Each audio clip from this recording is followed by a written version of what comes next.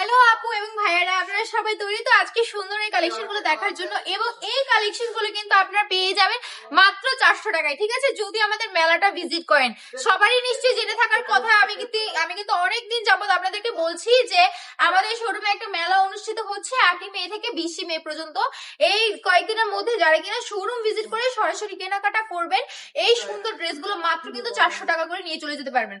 যারা আমার ভিডিও সবসময় দেখে তারা কিন্তু জানে যে এগুলো কিন্তু কখনোই 400 টাকায় ছিল না। আমি কিন্তু এগুলো সবসময় 450 টাকা সেল করতাম।